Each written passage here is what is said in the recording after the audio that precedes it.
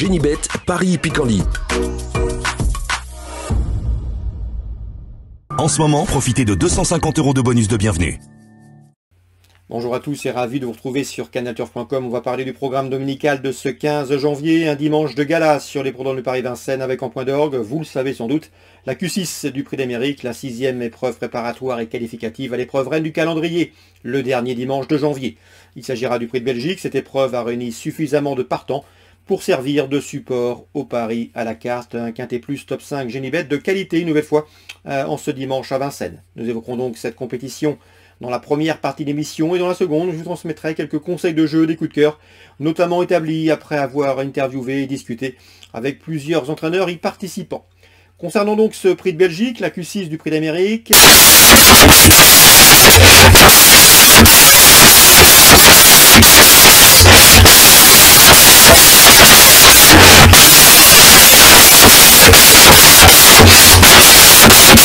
et pourtant il était très appuyé au betting ce jour-là, ça n'en demeure pas moins un cheval de grande classe. Il a remporté ses 10 premières sorties publiques, il a notamment remporté le Grand Prix de l'UET, c'est un cheval suédois de tout premier plan.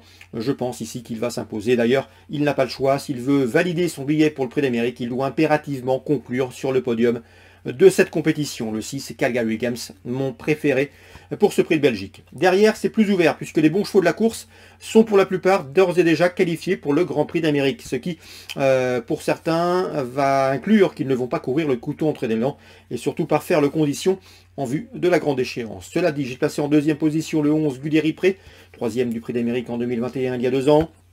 Le cheval m'a bien plu dans le Prix de Bourgogne, 6e ce jour-là disqualifié, mais sa fin de course et son comportement prouvent qu'il revient bien. Attention à lui, il sera pieds nus pour l'occasion. Le 13, Oukerberry est déjà qualifié, une qualification qu'il doit à sa victoire dans le Prix du Bourbonnais.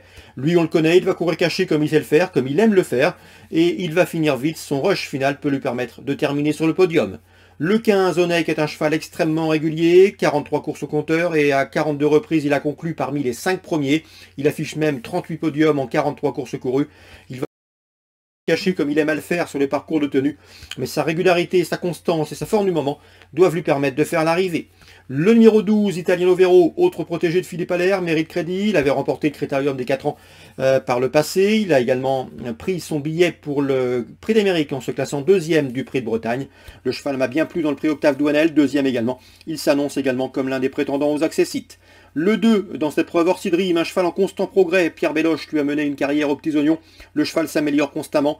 Il a remporté le prix du Boissy-Saint-Léger cet hiver, le prix Narquois également, et plus récemment, il s'est adjugé le prix Ténor de Beaune, la Q4 du Prix d'Amérique. Il est lui aussi qualifié pour le Prix d'Amérique. Il ne va peut-être pas aller de l'avant comme il l'a fait par le passé, ou plus récemment. On va sans doute s'efforcer de lui donner du moral, maintenir sa condition, mais c'est également une bonne chance.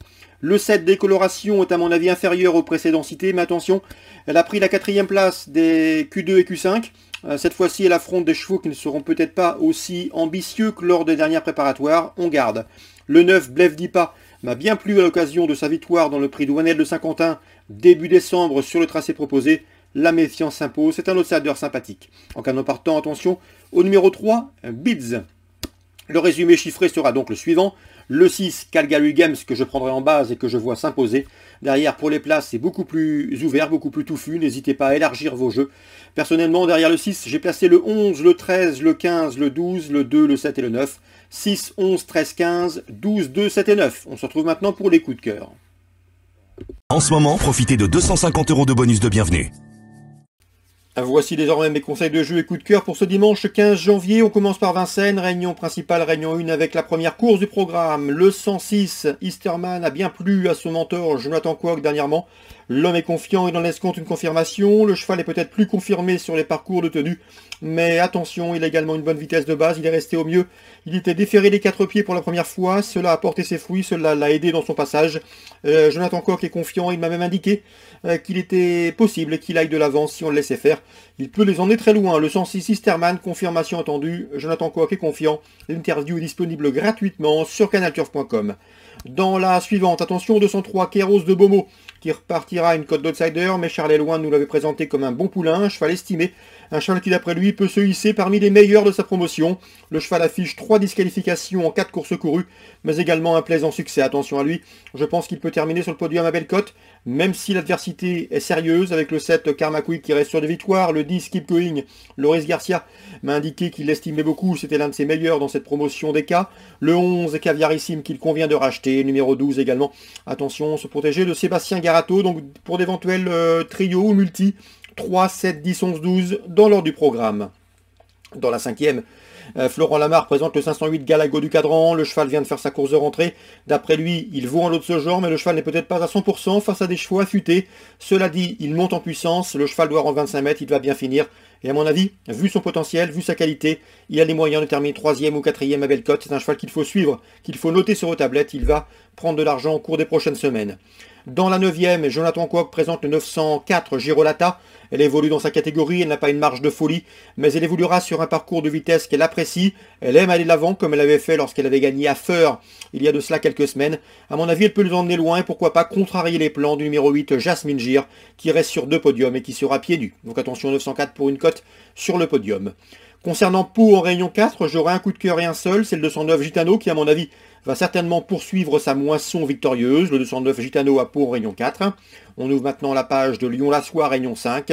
Dans la première, j'aime beaucoup le 109 Gournot qui nous a été recommandé par son mentor Alexandre Bonnefoy lors de ses derniers parcours. Le cheval a répondu présent, il reste sur 2 succès. Une confirmation est logiquement attendue. Pour ce cheval irréprochable et efficace aux remontées, le 109 Gournot. Je lui associerai toutefois le numéro 8 Hermine du Gueulier, qui fait preuve d'une belle constance aux remontées, qui sera ici une rivale sérieuse pour le 109 Gournot. Donc le numéro 8 Hermine du Gueulier, qui est entraîné dans l'ouest du pays, en Mayenne, et qui effectue un déplacement dans le centre-est avec des ambitions. 108 et 109 dans l'ordre du programme.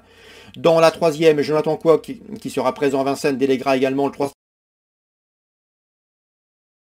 25 mètres, mais attention, l'entraîneur est confiant, le cheval est en constant progrès, en constante amélioration, et une nouvelle fois, il devrait participer à l'arrivée.